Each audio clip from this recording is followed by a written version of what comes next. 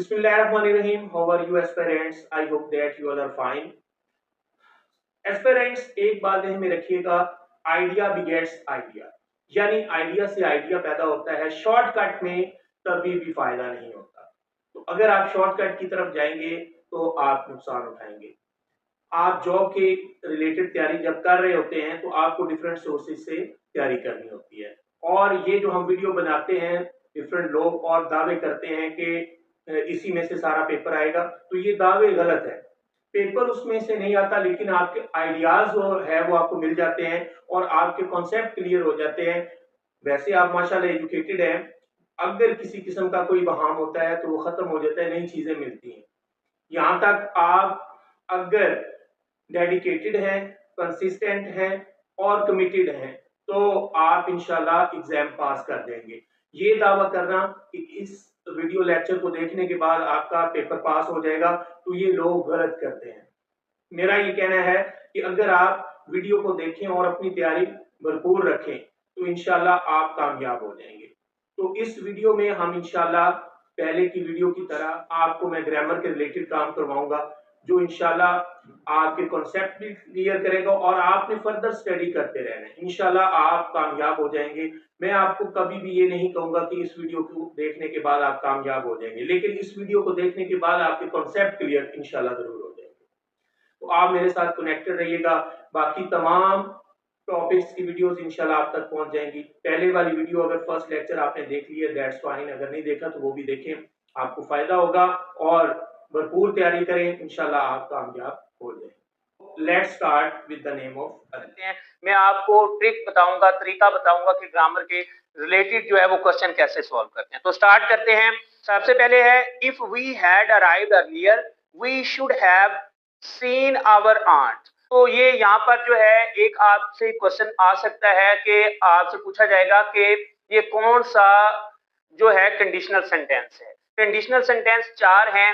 Zero conditional है, first conditional है, second conditional है और थर्ड कंडीशनल है। There are four conditional sentences. चार हैं लेकिन आपके एग्जाम में तीन कंडीशनल सेंटेंसेस के बारे में पूछा जाता है। तो इसका एक बड़ा इजी जो है वो फार्मूला है। तो इजी फार्मूला क्या है कि आपने इफ वाले पोर्शन में देखना है। इफ वाले पोर्शन में अगर फर्स्ट फॉर्म लगी हुई है तो that's mean it's first conditional, और इफ वाले पोर्शन में अगर सेकंड फॉर्म लगी हुई है, और याद रखिए सेकंड फॉर्म से पहले कोई हेल्पिंग वर्ब नहीं आता। सेकंड फॉर्म जो है तब ही सेकंड फॉर्म कहलाएगी जब उससे पहले कोई हेल्पिंग वर्ब ना लगा हो। तो ऐसी जो सेकंड फॉर्म जब आएगी इफ वाले पोर्शन में, इफ जो है चाहे उससे सेंटेंस स्टार्ट हो रहा हो या वो बाद में आए और दूसरा क्लॉज जो है वो पहले आए, तो इफ के साथ आपने देखना है इफ के बाद जो है अगर अकेली सेकंड फॉर्म लगी हुई है तो दैट इज सेकंड कंडीशनल, फिर वो सेकंड कंडीशनल है। और इसी तरह अगर इफ वाले पोर्शन में थर्ड फॉर्म लगी हुई है और थर्ड फॉर्म जो है वो अकेली नहीं आती, तो उससे पहले हेल्पिंग वर्ब आना जरूरी है। तो इसमें हेल्पिंग वर्ब जो है वो हैड आएगा तब थर्ड फॉर्म लगेगी। जब हैड थर्ड फॉर्म लगी हो इफ वाले पोर्शन में तो फिर समझ लीजिए ये कौन सा कंडीशनल है, थर्ड कंडीशनल है। तो कंडीशनल सेंटेंसेस को रिकॉग्नाइज करना बड़ा आसान है, यानी जो कंडीशनल सेंटेंस है इफ वाले पोर्शन में वही वर्ब की फॉर्म लगी होगी तो फिर समझ लें कि ये फर्स्ट है, सेकंड है, थर्ड है, उसके जरिए आप इसको डिटरमिन कर सकते हैं, इसका तयन कर सकते हैं। अब यहाँ पर है if we had arrived earlier we should have seen our aunt. This is a sentence. ये कौन सा सेंटेंस? ये थर्ड कंडीशनल है। क्यों थर्ड कंडीशनल है?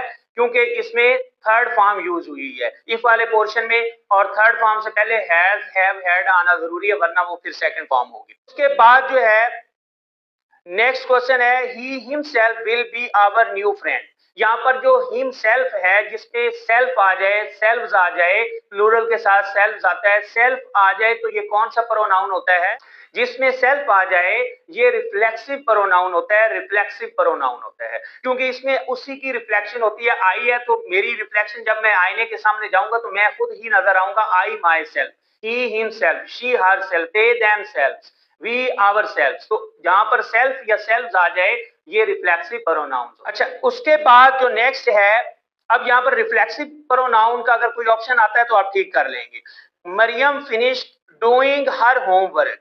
यहाँ पर स्टूडेंट्स इंग फॉर्म आई है तो इसको पूछा गया कि ये क्या है। इंग फॉर्म का मैंने बताया था कि तीन यूज होते हैं। इंग फॉर्म जो है वो एज अ नाउन यूज होगा तो उसको हम बोलेंगे जेरेंट, और इंग फॉर्म जो है वो एज एन एडजेक्टिव यूज होगा, यानी किसी नाउन से पहले आ जाए, किसी नाउन से पहले इंग फॉर्म आ जाए तो फिर वो क्या कहलाएगी, वो फिर प्रेजेंट पार्टिसिपल कहलाएगी। और इंग फॉर्म अगर नाउन के तौर पर आए, नाउन 3 जगहों पर आता है, किसी वर्ब से पहले, किसी वर्ब के बाद या प्रीपोजिशन के बाद आता है। अगर वर्ब से पहले आ गया है इंग फॉर्म तो समझ लें ये जेरेंड है, और अगर किसी वर्ब के फौरन बाद जो है आ गया है तो फिर समझ लें कि ये क्या है, फिर भी जेरेंड है। और किसी प्रीपोजिशन के फौरन बाद आया तो फिर भी जेरेंड है। और अगर ये इंग फॉर्म जो है वो उसके बाद फौरन कोई नाउन आ जाए, किसी नाउन से पहले इंग फॉर्म आ जाए तो फिर हम इसको प्रेजेंट पार्टिसिपल कहते हैं। और अगर इसी इंग फॉर्म से पहले, इंग फॉर्म से पहले कोई helping verb is, am, are, was, were आ जाए तो फिर ये क्या होगा, ये मेन वर्ब होगा। फॉर एग्जांपल मैं यहाँ पर कहता हूं कि स्विमिंग इज माय हॉबी, तो यहाँ पर स्विमिंग क्या है, प्रेजेंट पार्टिसिपल है, जेरेंड है, क्या है, ये जेरेंड है। शाबाश। क्यों जेरेंड है, क्योंकि ये इस वर्ब से पहले आया। मैंने बताया वर्ब से पहले अगर इंग फॉर्म आ जाए तो वो जेरेंड है, और वर्ब के बाद भी आए तो फिर भी जेरेंड है। आई लाइक स्विमिंग, तो यहाँ पर स्विमिंग क्या है, यहाँ पर भी जेरेंड है। शाबाश। क्योंकि लाइक वर्ब है और वर्ब के फौरन बाद जो है वो इंग फॉर्म आई है तो वो जेरेंड है। He is going for swimming, यहाँ पर स्विमिंग क्या है, जेरेंड ही है। शाबाश। क्यों, क्योंकि फॉर प्रीपोजिशन के बाद जो है वो इंग फॉर्म आई है तो वो जेरेंड ही है। तो जेरेंड आप कब इसको कहेंगे इंग फॉर्म को, जब ये वर्ब से पहले आए, वर्ब के फौरन बाद आए या किसी प्रीपोजिशन के फौरन बाद आए, फिर ये जेरेंड है। और अगर इसके बाद कोई नाउन आ जाए, मसलन रीडिंग इज माय हॉबी, अब यहाँ पर रीडिंग जो है वो जेरेंड है, लेकिन रीडिंग बुक्स, अब बुक्स जो है वो क्या है, नाउन है, और नाउन से पहले जो है रीडिंग का वर्ड आया है। अब यहाँ पर रीडिंग क्या है, प्रेजेंट पार्टिसिपल है। शाबाश। क्योंकि जब भी किसी नाउन से पहले इंग फॉर्म आएगी तो वो प्रेजेंट पार्टिसिपल कहलाएगी। मसलन playing games is his pastime, यहाँ पर प्लेइंग के बाद गेम का जो वर्ड है वो नाउन है, तो नाउन से पहले इंग फॉर्म आई है तो ये क्या है, ये प्रेजेंट पार्टिसिपल है। ही इज प्लेइंग, यहाँ पर प्लेइंग क्या है, यहाँ पर मेन वर्ब है, क्योंकि ये जेरेंड नहीं है, क्योंकि मेन वर्ब जो है उससे पहले इज, एम, आर, वाज, वर, कोई भी हेल्पिंग वर्ब जब लगा होगा तो फिर इंग फॉर्म आएगी, तो फिर वो मेन वर्ब है। अब ये ना प्रेजेंट पार्टिसिपल है ना ये जेरेंड है। अच्छा, फ्रेजेस की काइंड्स के बारे में आपको पता होगा, फ्रेजेस की काइंड्स कितनी हैं। फ्रेज जो है वो, फ्रेज पहले बताएं कि फ्रेज क्या होता है। फ्रेज क्या होता है, phrase is a group of words, अल्फाज का मजमुआ होता है जो कि कंप्लीट सेंस ना दे। और दूसरी बात यह है कि फ्रेज में अपना वर्ब नहीं होता। फ्रेज तब हम उसको कहेंगे जब उसमें अपना वर्ब ना होगा। तो फ्रेज जो है वो भी एक पार्ट ऑफ स्पीच की तरह नाउन फ्रेज हो सकती है, एडजेक्टिव फ्रेज हो सकती है, एडवर्ब फ्रेज हो सकती है। अब हमें कैसे पता चलेगा ये ग्रुप ऑफ वर्ड्स जो है ये फ्रेज है और ये कौन सी फ्रेज है। मैंने बताया ग्रुप ऑफ वर्ड्स जो है अल्फाज का मजमुआ, जब इकट्ठे अल्फाज हो जाएं और वो उनमें वर्ब ना हो तो फिर वो फ्रेज कहलाएंगे, और वो कंप्लीट सेंस नहीं देंगे क्योंकि वर्ब ही नहीं है। जब वर्ब नहीं है तो कंप्लीट सेंस भी नहीं होगी। अब हम देखेंगे कि नाउन फ्रेज कब होगी। नाउन फ्रेज मैंने जब बताया है कि नाउन जो है वो 3 जगहों पर आ सकता है, कोई भी नाउन या प्रोनाउन, को कौन सी 3 जगह मैंने अभी बताया था, वो वर्ब से पहले नाउन आता है, वर्ब के फौरन बाद नाउन आता है, और प्रीपोजिशन के फौरन बाद नाउन आता है। तो अगर इन 3 जगहों पर ग्रुप ऑफ वर्ड्स आ जाए तो फिर वो क्या कहलाएगा, नाउन फ्रेज कहलाएगा। मसलन मैं कहता हूं कि the good boy is coming, यहाँ पर इज कमिंग जो है वो वर्ब है, द गुड बॉय, यहाँ पर द गुड बॉय, ये 3 वर्ड्स हैं, ये क्या है, नाउन फ्रेज है। I like the good boys, यहाँ पर लाइक जो वर्ब है और वर्ब के फौरन बॉय बाद जो है द गुड बॉयज, ये 3 वर्ड्स हैं और ये मिलकर एक फ्रेज बना रहे हैं, ये नाउन फ्रेज है। और he is reading in the silent corner, he is reading in the silent corner, in the silent corner जो है, इनके बाद भी साइलेंट कॉर्नर जो है, इन प्रीपोजिशन, ये क्या है, ये नाउन फ्रेज है क्योंकि इन प्रीपोजिशन के बाद आया है। अब यहाँ पर हम एडजेक्टिव फ्रेज को देखेंगे। एडजेक्टिव फ्रेज क्या है, वो किसी नाउन के बारे में कुछ बताएगी। मिसाल के तौर पर मैं कहता हूँ ही इज अ गुड बॉय, यहाँ पर बॉय के बारे में मैंने गुड जो वर्ड बोला है वो एक एडजेक्टिव वर्ड है, लेकिन अगर मैं उसी बॉय के बारे में बताऊं कुछ और वो ज्यादा वर्ड्स हों और वो सारे वर्ड्स मिलकर उस बॉय के बारे में बताएं, उनमें वर्ब ना हो, तो वो फिर एडजेक्टिव फ्रेज होगा। जैसे मैं कहता हूं अ बॉय विद अम्ब्रेला। अब लड़का जो है बॉय नाउन है और उसके बारे में बताया गया विद अम्ब्रेला, ठीक है। इसी तरह अगर हम ये कहें the book in the bag, अब बुक जो है वो कौन सी, इन द बैग, बैग वाली, तो यहाँ पर ये क्या है, एडजेक्टिव फ्रेज है। बुक के बारे में बताया गया इन द बैग, वो जो बैग वाली बुक है। तो यहाँ पर आपने देखना है कि एडजेक्टिव फ्रेज जो है वो एक नाउन के बारे में कुछ बताएगी। अब यहाँ पर एक एडजेक्टिव फ्रेज है ही bore a banner with a strange device, या with a strange device हमने जो वर्ड्स बोले हैं यानी अजीबो गरीब किस्म की उसके ऊपर डिवाइस बनी हुई है और वो एक बैनर है। बैनर के बारे में बताया गया है कि वो कैसा बैनर है, उसके ऊपर अजीबो गरीब डिवाइस लगी हुई है। तो यहाँ पर जो बैनर को वर्ड्स डिफाइन कर रहे हैं वो सारे मिलकर क्या बता रहे हैं, एडजेक्टिव फ्रेज बना रहे हैं। उसके बाद है although I hate tea parties I went to please my mother. I went to please my mother को अंडरलाइन किया हुआ है। The underline part of sentence is, ज़हन में रखें एक डिपेंडेंट क्लॉज होता है और एक इंडिपेंडेंट क्लॉज होता है और कोऑर्डिनेटिंग क्लॉज भी होते हैं। तो इंडिपेंडेंट क्लॉज वो होता है जो कि ग्रुप ऑफ वर्ड्स हो और उसमें अपना वर्ब हो और वो खुद से बरकरार रह सके, उससे दूसरे पार्ट की जरूरत ना पड़े। मिसाल के तौर पर मैं कहता हूं कि आई वेंट टू स्कूल, तो आई वेंट टू स्कूल एक कंप्लीट सेंस दे रहा है। लेकिन जब मैं ये बोल दूं when I went to school, जब मैं स्कूल गया, तो आप मैं इसके बाद खामोश हो जाता हूं लेकिन ये बात पूरी नहीं। तो आप कहेंगे तो का जब सवाल पैदा हो जाए तो फिर समझ लें कि ये क्या है, डिपेंडेंट क्लॉज है, उससे आगे बात कंप्लीट होने की जरूरत है। When I went to school, अब उसके बाद मुझे बताना होगा तो तब फिर क्या, when I went to school you were playing. You were playing अगर मैं अलहदा से लिखता हूं यू वर प्लेइंग तो ये कंप्लीट सेंस दे रहा है।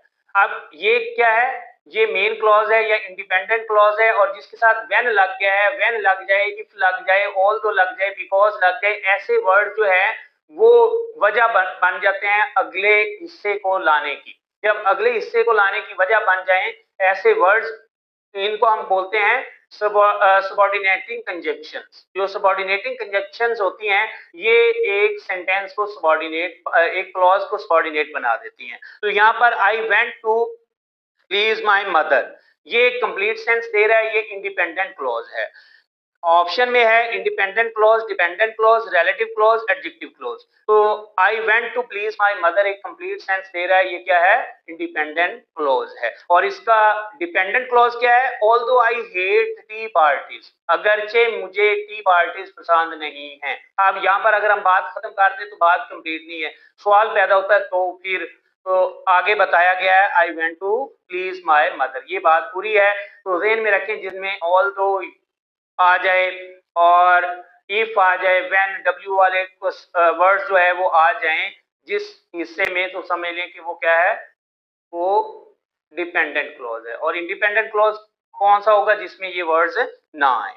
आगे next, everybody has dash own dreams and goals. जब एवरीबॉडी है तो उसके बाद एक पोसेसिव प्रोनाउन हमने लगाना है पर्सन के लिए, तो वो होगा हिज। हिज जो है ये एक पर्सनल प्रोनाउन है और उसकी पोसेसिव केस है। तो यहाँ पर ऑप्शन दिया हुआ है everybody has its their there his, तो एवरीबॉडी हैज हिज गोल्स आएगा। हिज जो है वो उसकी पोजेशन के, पर्सन की पोजेशन के लिए, तो ये एक पर्सनल प्रोनाउन होगा और ये एक पोसेसिव प्रोनाउन होगा। The gang of robbers, gang क्या वर्ड है, गैंग के बारे में पूछा गया, ये कौन सा नाउन है, ये कलेक्टिव नाउन है। कलेक्टिव नाउन कौन से होते हैं, जिनमें कलेक्शन बताई जाए, यानी एक सिंगल वर्ड होता है लेकिन वो कलेक्शन की तरफ इशारा करे। जैसे कि स्टाफ है, स्टाफ में अब स्टाफ है, आर्मी, आर्मी का वर्ड एक है लेकिन उसमें कितने सोल्जर्स आ जाते हैं। पुलिस है, फैमिली है, फैमिली एक वर्ड है और उसमें कितने अफराद, कितने मेंबर्स होते हैं। इसी तरह हर्ड है, हर्ड क्या है, रेवड़ है भेड़ों का, तो एक वर्ड हर्ड ने पूरे जो है वो भेड़ों के रेवड़ की अक्कासी की। इसी तरह फ्लीट है, FLEET, फ्लीट जहाजों का ग्रोह जो होता है, चाहे वो बहरी जहाज हो या फिर वो जंगी जहाज हो, उनका जो एक ग्रोह होता है, कलेक्शन होती है, उसको बोलते हैं फ्लीट, और फ्लीट क्या है, ये एक कलेक्टिव नाउन है। कलेक्टिव का मतलब ये कलेक्शन को जाहिर करता है। तो gang, the gang of robbers was arrested by the police. यहाँ पर गैंग क्या है, ये कलेक्टिव नाउन है। Flying above the lake at this time, flying above the lake को अंडरलाइन किया गया है। यहाँ पर ध्यान में रखिएगा, जहां पर इंग फॉर्म और कुछ और वर्ड्स आ जाएं और वो मिलकर कौन सी फ्रेज बनाते हैं, इंग फॉर्म चूंकि जेरेंड होता है तो ये जेरेंड फ्रेज बनाते हैं।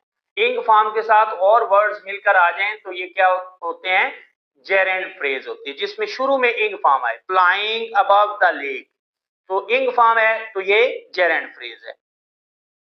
The watchman blue his whistle, blue के बारे में पूछा गया है, BLEW, ब्लू ये कौन सा वर्ब है। तो वर्ब को हम दो तरह से कैटेगराइज करेंगे। वो कौन सी दो तरह है, हम देखेंगे कि ये रेगुलर वर्ब है, इररेगुलर वर्ब है, ट्रांजिटिव है और इंट्रांजिटिव है।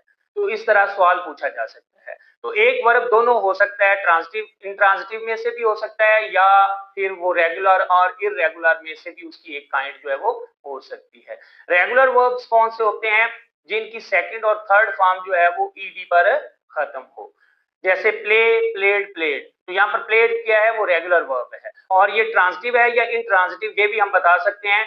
ट्रांजिटिव वर्ब को आपने ध्यान में ये रखना है जिसके बारे में, जिसके आगे ऑब्जेक्ट आए, जिसमें ऑब्जेक्ट आगे जरूरी हो, वो ट्रांजिटिव होता है। और अगर आगे ऑब्जेक्ट जरूरी ना हो, नहीं हो, मैं कहता हूं इन को अगर आप नहीं बना दें, NI नहीं, वो जो है इन है उसको NI नहीं बना दें, तो फिर हमें जरूरत नहीं है आगे ऑब्जेक्ट की। जिसको ऑब्जेक्ट की आगे जरूरत ना हो वो क्या होता है, इंट्रांजिटिव। अब प्ले ट्रांजिटिव है या इंट्रांजिटिव, हम डिसाइड करते हैं।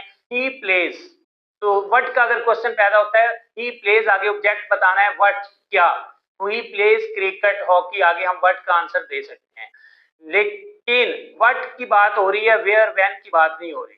ही स्लीप्स, यहाँ पर स्लीप्स के बारे में हम व्हाट का क्वेश्चन नहीं कर सकते।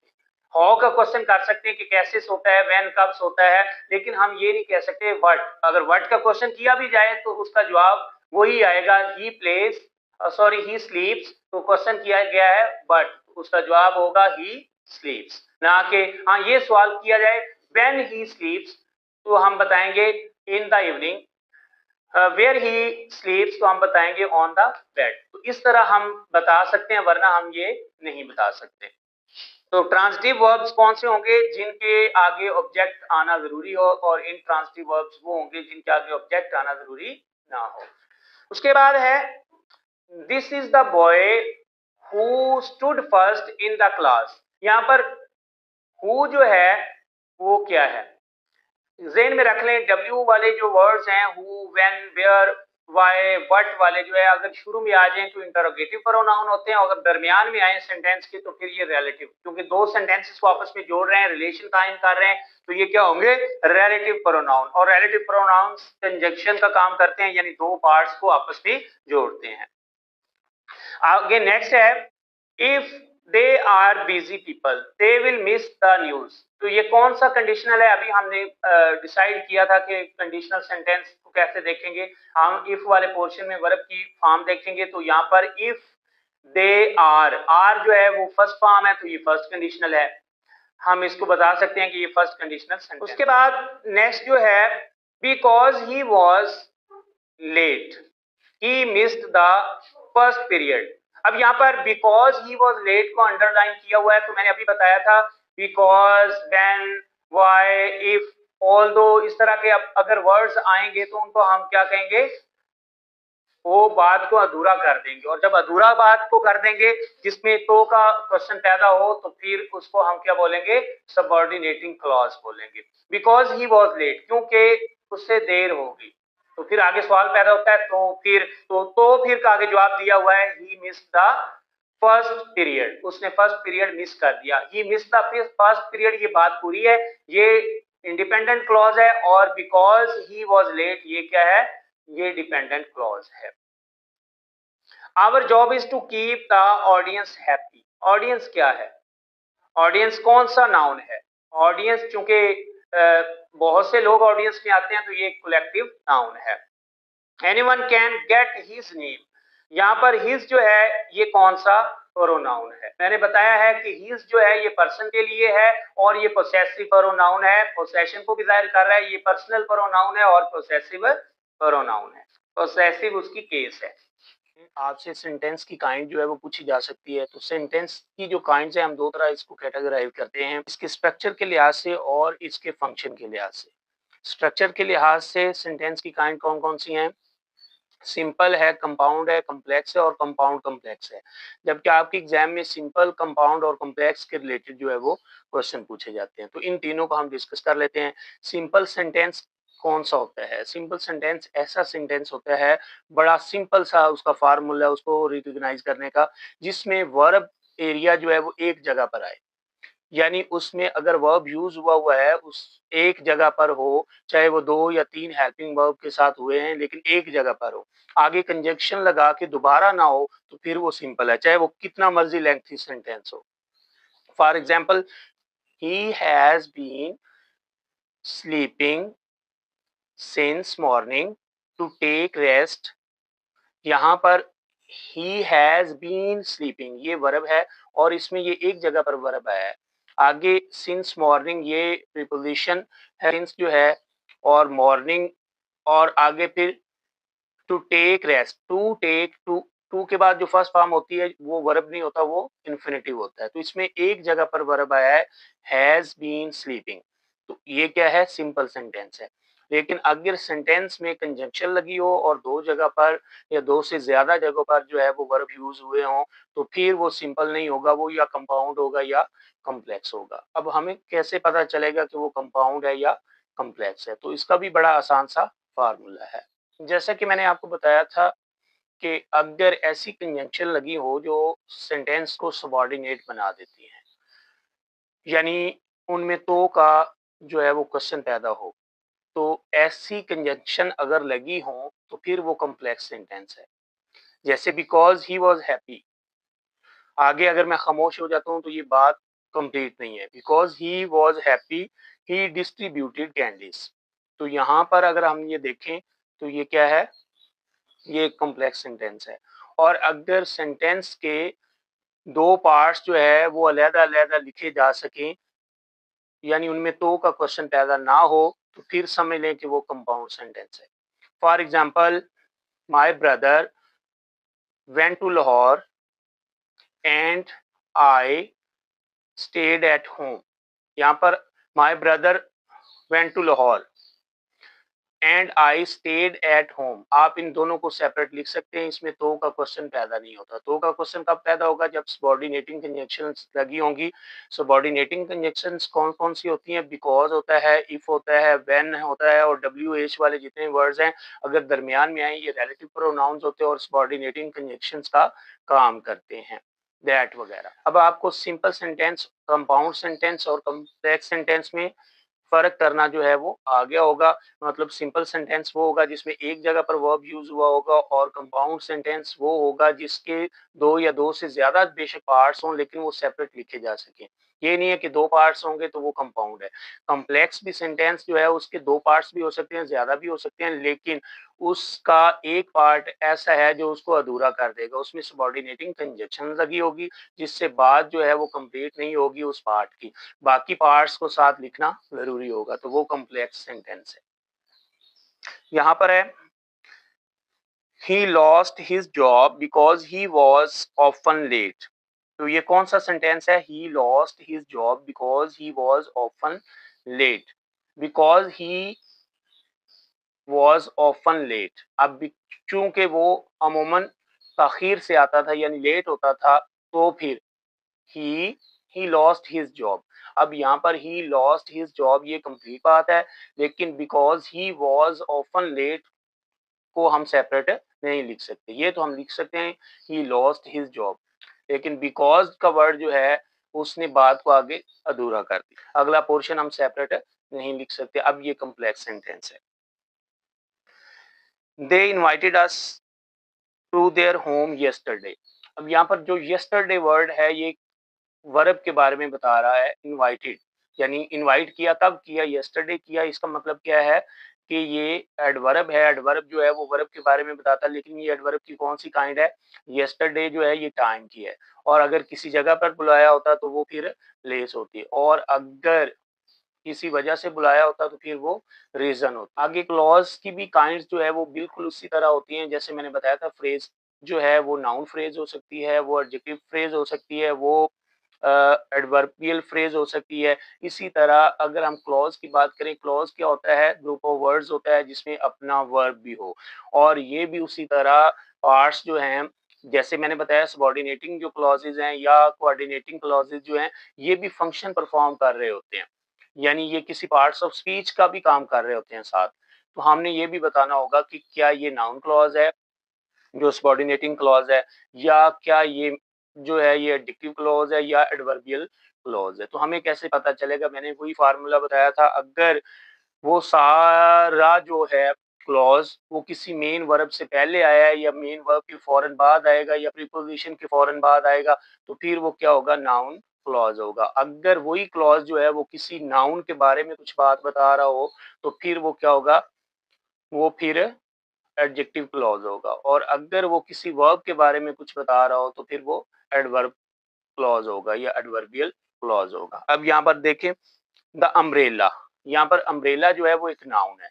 अब उसके बारे में बताया गया है which has a broken handle, which has a broken handle, has जो है वो एक वर्ब है, इसलिए ये अब फ्रेज नहीं है, ये क्लॉज है, क्लॉज में वर्ब होता है। Which has a broken handle, ये मैंने वर्ड्स जो हैं, ये जो मैंने क्लॉज जो है ये मैंने जो मतलब सेंटेंस का पार्ट है, ये मैंने किसके लिए बोला है, ये मैंने अम्ब्रेला के लिए बोला है, लेकिन ये फ्रेज नहीं है क्योंकि इसमें हैज वर्ब है, तो ये क्लॉज है। अब ये कौन सा क्लॉज है, ये एडजेक्टिव क्लॉज है क्योंकि ये एक नाउन अम्ब्रेला को डिफाइन कर रहा है। अब इसी तरह बताता हूं कि he played, he he played he played when I arrived, he played when I arrived। अब he played क्या है, ये वर्ब है, और कब खेला ये उसके बारे में बताया जा रहा है, when बता रहा है, तो ये एडवर्ब है when he played when I came। when I came जो है ये एडवर्ब क्लॉज है क्योंकि इसमें came जो है वो वर्ब भी आ गया। अब उसके बाद आपसे एक क्वेश्चन जो है वो नाउन के बारे में पूछा जा सकता है कि ये, जैसे कि हमने कलेक्टिव नाउन किया था, अब एब्स्ट्रैक्ट नाउन के बारे में भी आपसे क्वेश्चन पूछा जा सकता है। एब्स्ट्रैक्ट और कंक्रीट नाउन्स कौन से होते हैं?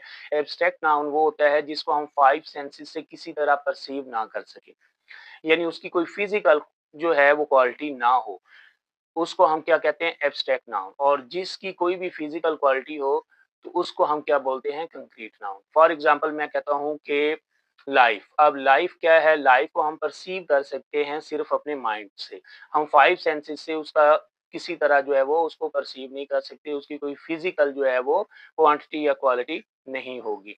अगर हम बात करें एयर की, तो एयर क्या है, एयर को वैसे हम कह रहे हैं कि हम नहीं देख सकते, या हम उसको जो है कुछ स्टूडेंट्स कहेंगे कि ये क्या है, ये एब्स्ट्रैक्ट नाउन है। वजह क्या है, क्योंकि आपने फिजिक्स में पढ़ा है कि जो एयर है वो वेट भी रखती है।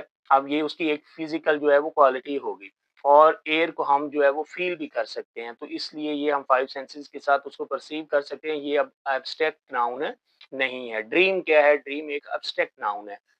अब इसी तरह काइंडनेस क्या है, शफकत जो है, ये एक एब्स्ट्रैक्ट नाउन है, इसको हम फिजिकली जो है वो फिजिकल इसकी कोई क्वालिटी या क्वांटिटी कर सकते हैं।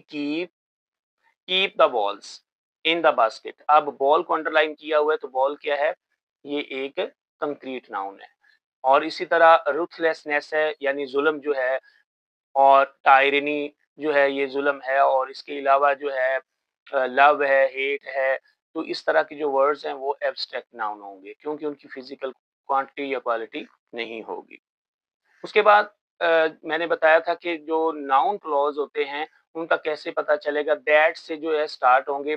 मसलन आई एक्सपेक्ट, एक्सपेक्ट जो है वो एक वर्ब है। अब एक्सपेक्ट क्या किया जा रहा है, that I shall get a prize, I expect, expect जो है वो एक वर्ब है, और वर्ब के बाद जो ऑब्जेक्ट वो एक नाउन होता है, लेकिन यहाँ पर जो है वो ग्रुप ऑफ वर्ड्स है और उनमें अपना एक वर्ब भी है, that I shall gate. Shell gate जो है ये वर्ब्स हैं, तो वर्ब जो है वो इसमें आ गया है। अब ये क्लॉज बन गया, लेकिन ये एक सिंगल वर्ड नहीं है, इसलिए हम इसको क्लॉज बोलेंगे, फ्रेज नहीं है, क्योंकि इसमें अपना वर्ब है। इसको हम क्या बोलेंगे? क्लॉज। और ये कौन सा क्लॉज है? चूंकि ये वर्ब के फौरन बाद आया है, जैसे नाउन वर्ब के फौरन बाद आता है, या नाउन जो है वो वर्ब से फौरन पहले आता है, या फिर प्रीपोजिशन के फौरन बाद आता है। तो ये कौन सा क्लॉज है? ये एक नाउन क्लॉज है। Although it was hot, he was wearing coat. Although को जो है वो अंडरलाइन किया गया है, तो although जो है वो कंजंक्शन है। कंजंक्शन जो है वो सेंटेंस के पार्ट्स को मिलाती है। अब इस सेंटेंस के दो पार्ट हैं। अब जो सबऑर्डिनेट कंजंक्शन है वो शुरू में भी आ सकती है। जब शुरू में आएंगी तो फिर दूसरा पार्ट जो है वो कॉमा लगा के हम आगे लिखेंगे। यानी इसको हम यूं भी लिख सकते हैं, he was wearing coat although it was hot। लेकिन उसने although it was hot जो है सबऑर्डिनेट क्लॉज को पहले लिखा है, उसमें कंजंक्शन although लगी हुई है। although जो है वो एक कंजंक्शन है। although it was hot, he was wearing a coat। तो जब भी सबऑर्डिनेटिंग कंजंक्शन लगानी और वो शुरू में आ जाएं, तो फिर हमने दूसरा पार्ट जो है वो हम कॉमा लगा के लिखेंगे। तो यूं हमें एक कॉम्प्लेक्स सेंटेंस का ऐसे भी पता चल सकता है कि जिसमें कॉमा लगा हो अगर सबऑर्डिनेटिंग कंजंक्शन शुरू में लगी हुई है, और अगर कंजंक्शन दरमियान में लगी होगी तो फिर कॉमा नहीं लगा होगा। फिर हम ये देखेंगे कि तो का क्वेश्चन पैदा होता है या नहीं पैदा होता। तो सबऑर्डिनेटिंग कंजंक्शन जो होती हैं, यही एक सेंटेंस को कॉम्प्लेक्स भी बनाती हैं, और हमने कंजंक्शन को भी इस तरह पहचानना है कि कंजंक्शंस कौन सी हैं। अब स्टूडेंट आपको एक जो है इंडेफिनिट प्रोनाउन के बारे में एक क्वेश्चन आ सकता है। इंडेफिनिट प्रोनाउन कौन सा होता है? जिसके बारे में हमें पता ना हो कि हम किसके बारे में बात कर रहे हैं, हम जनरल बात कर रहे हैं। जैसे हम कहते हैं एनीथिंग, एनीबॉडी, समवन, समबॉडी। तो ये समबॉडी हम किसको कह रहे हैं? कोई कोई का वर्ड हम किसको कह रहे हैं, या कुछ किसको कह रहे हैं? हम उस चीज को महसूस नहीं कर रहे, हम उसके बारे में श्योर नहीं है। जब हम किसी के बारे में श्योर ना हो, इनडेफिनिट का मतलब होता है we are not sure about. हम उसके बारे में श्योर नहीं है, उसके बारे में हमें पता नहीं है हम किसकी बात कर रहे हैं, हम एक जनरल बात कर रहे हैं। जैसे मैं कहूँ कि कोई मुझे ये किताब दे दे। अब मैंने वो कोई का लफ्ज किसको बोला है? समवन। अब वो समवन कौन है? मैंने किसी को एक पॉइंट करके नहीं किया, लेकिन अगर मैं किसी एक खास की तरफ पॉइंट करूंगा, उसका नाम लूंगा, फिर वो ऐसा होता भी है। टीचर जब कहता है कि कोई चेयर ले आओ, तो टीचर फिर खड़ा ही रहेगा, क्योंकि कोई से मुराद है। हर बच्चा सोचेगा पता नहीं मुझे नहीं कहा, इससे कहा है। तो लेकिन जब नाम ले दिया जाएगा या किसी एक की तरफ तुम ले आओ, तो फिर वो तुम जो है वो उठ खड़ा होगा और ले आएगा। लेकिन जब हम ये कहते हैं कोई से मुराद हमने किसको कहा है, हर एक समझेगा कि मुझे नहीं कहा या इसे कहा है। तो कोई या समवन, एनी, इस तरह के जो प्रोनाउन होते हैं वो कौन से होते हैं? वो इनडेफिनिट होते हैं। इनडेफिनिट का मतलब हमें नहीं पता कि हम किसको कह रहे हैं, या हमें श्योर नहीं है कि ये किसके बारे में।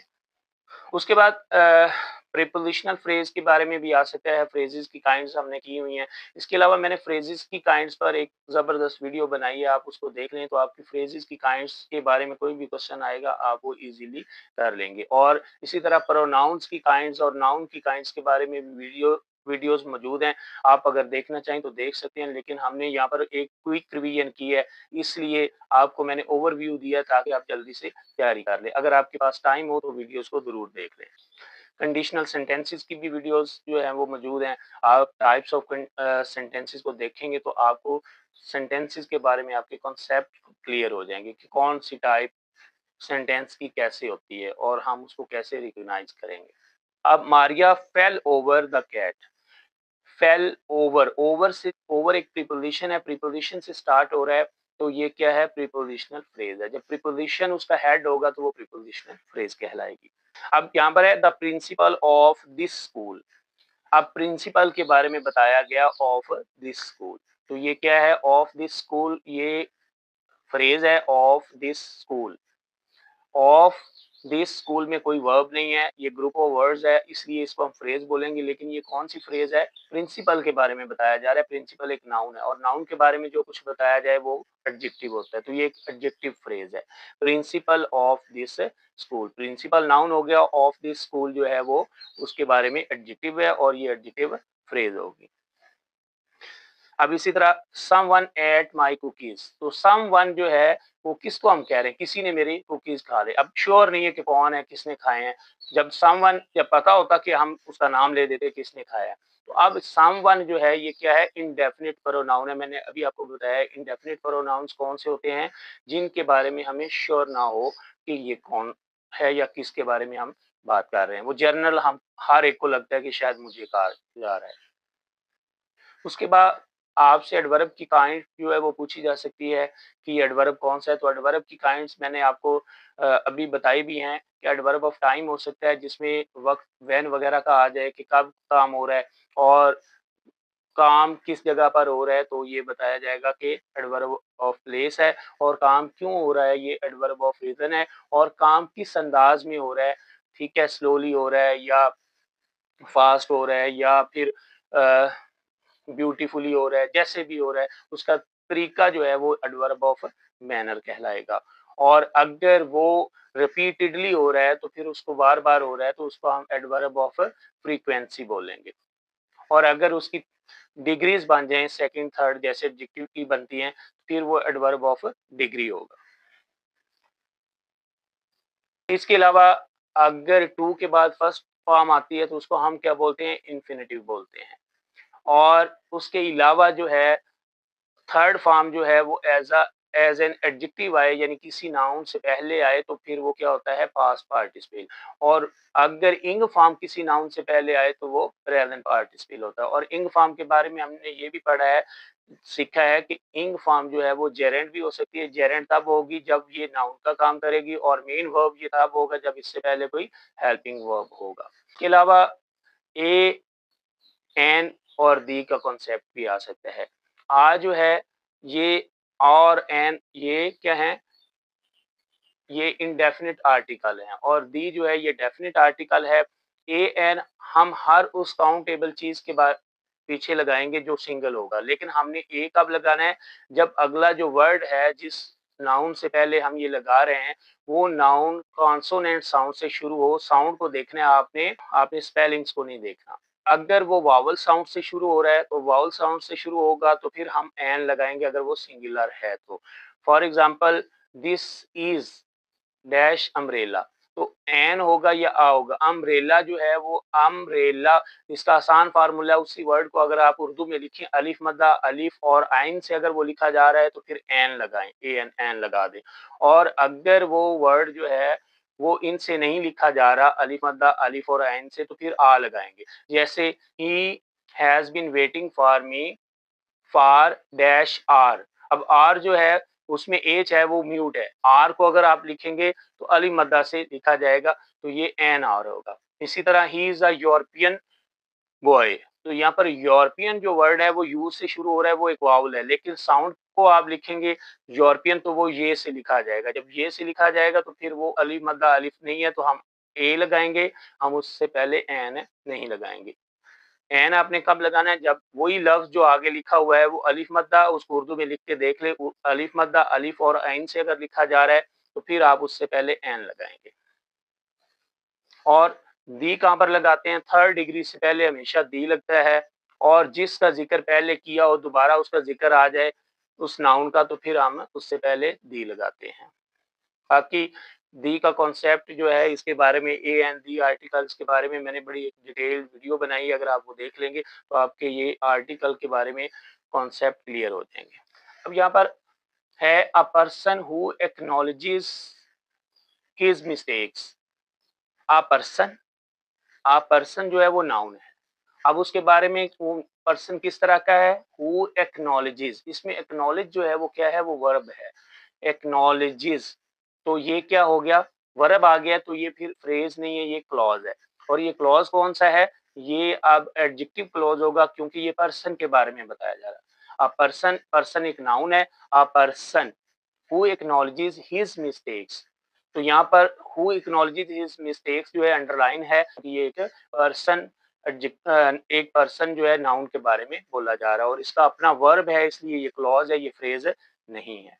इसके अलावा मैंने बताया था कि दिस दैट दोज जो है ये क्या है, ये डिमॉन्स्ट्रेटिव प्रोनाउन होंगे जब ये फिक्रे के शुरू में आएंगे, और अगर ये फिक्रे के दरमियान में आएंगे तो यही रिलेटिव प्रोनाउन बन जाएंगे। और उसके अलावा मैंने बताया था कि डब्ल्यू एच वाले वर्ड जो हैं ये अगर शुरू में आए तो ये इंट्रोगेटिव प्रोनाउन है, और अगर ये दरमियान में आएंगे फिर ये रिलेटिव प्रोनाउंस होंगे। Have you seen my scarf, have you seen my, my को अंडरलाइन किया तो मैंने बताया था कि माई पर्सन के लिए, लेकिन ये पर्सन की पॉसेसिव केस है, माई स्टाफ मेरा, तो ये पॉसेसिव प्रोनाउन है और पर्सनल भी प्रोनाउन है, क्योंकि माई मेरा है तो पर्सन के लिए है।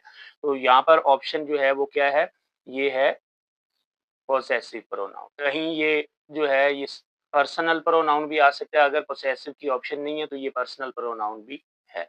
अब नाउन की पहचान मैंने आपको बताई है कि नाउन हमेशा किसी भी वर्ब से पहले आएगा, वर्ब के फौरन बाद आएगा या फिर प्रीपोजिशन के बाद आएगा, और उसके अलावा फिर मैंने आपको ये बता दिया है कि टू से अगर टू के बाद वर्ब आएगा ये इन्फिनिटिव होगा, इंग फॉर्म जो है ये जेरेंड हो सकती है या प्रेजेंट पार्टिसिपल हो सकता है। उसके अलावा एब्स्ट्रैक्ट नाउन के बारे में मैंने आपको बता दिया है, जिसको हम फिजिकली जो है फिजिक्स के हवाले से हम उसको क्वांटिफाई या क्वालिफाई ना कर सके। फ्लेक्स कंपाउंड सेंटेंसेस का कॉन्सेप्ट आपको दे दिया है, कंडीशनल सेंटेंसेस का कॉन्सेप्ट आपको दे दिया है, इन पर डिटेल्ड वीडियोस भी पड़ी हैं जिनमें मैंने बड़े अच्छे तरीके से एक्सप्लेन किया है। यहाँ पर चूंकि क्विक रिवीजन थी इसलिए थोड़ा सा हमने उसको ब्रीफली डिफाइन किया है। और एडजेक्टिव हमेशा नाउन से पहले आता है, ये ध्यान में रख लें। कोई भी वर्ड जो है, जैसे ब्लैक कैट है तो कैट एक नाउन है और ब्लैक जो है वो एडजेक्टिव होगा। एडजेक्टिव नाउन से पहले आने वाला वर्ड जो होगा वो एडजेक्टिव कहलाएगा। और वो ग्रुप ऑफ वर्ड जब आएगा एडजेक्टिव, वो फिर बाद में भी आ सकता है। यानी जैसे मैंने बताया था प्रिंसिपल, आप प्रिंसिपल के बारे में बता रहा है, of my school, of my school जो है ये प्रिंसिपल के बारे में वर्डिंग है, लेकिन ये एक वर्ड नहीं, ये ज्यादा है, तो ये क्या है, एडजेक्टिव फ्रेज है। और जो एडजेक्टिव सिंगल वर्ड होगा वो नाउन से पहले आएगा, और जो उसके बारे में फ्रेज बोली जाएगी वो उसके बाद में आएगी, और प्रीपोजिशन से अमूमन जो है वो शुरू होगी। और प्रीपोजिशन से एडवर्ब फ्रेज भी शुरू होती है। आपने देखना ये है कि वो प्रीपोजिशन जो प्रीपोजिशन वाली फ्रेज है वो क्या नाउन को डिफाइन कर रही है या फिर वो किसी वर्ब को डिफाइन कर रही है। मसलन he is a boy with full might, अब माइट जो है वो या फुल पावर है, ही इज अ बॉय, अब बॉय के बारे में है, he is a boy, boy noun है, with full power, with full power जो है ये अब यहाँ पर एडजेक्टिव फ्रेज है। ही हिट द बॉल, यहाँ पर हिट किया है, विद फुल पावर, यहाँ पर विद फुल पावर जो है वो हिट के बारे में है कि उसने हिट विद फुल पावर लगाई है, तो यहाँ पर ये एडवर्ब फ्रेज होगी। तो आपने इसको डिलिबरेटली थोड़ा सा देख के समझ के फिर आपने चूज करना है। इसके अलावा इनके बारे में मैं बार बार कह रहा हूँ कि मैंने हर एक ग्रामर के पोर्शन के बारे में वीडियो बनाई है, अगर आप उसको टाइम निकाल के देख सकते हैं तो देख लें, नहीं तो मैंने आपको एक क्विक रिवीजन दे दी है। और अगर इसके बाद भी आपका कोई क्वेश्चन हो आप मेरे साथ कांटेक्ट कर सकते हैं, मैं इंशाल्लाह आपको रिप्लाई करूंगा। आप व्हाट्सएप करें, आप मुझे फ़ोन कॉल कर लें, वीडियो कॉल कर लें, मैं आपको इंशाल्लाह उसका जवाब दूंगा। अल्लाह ताला आपको दुनिया और आखिरत के तमाम इम्तिहानों में कामयाब करे और आपके अच्छे नंबर आए, और उसके बाद फिर आपने मुझे बताना भी है कि आपके कितने एमसीक्यूज जो है वो ठीक हुए हैं और आपका पेपर कैसे हुआ है। Thank you, have a nice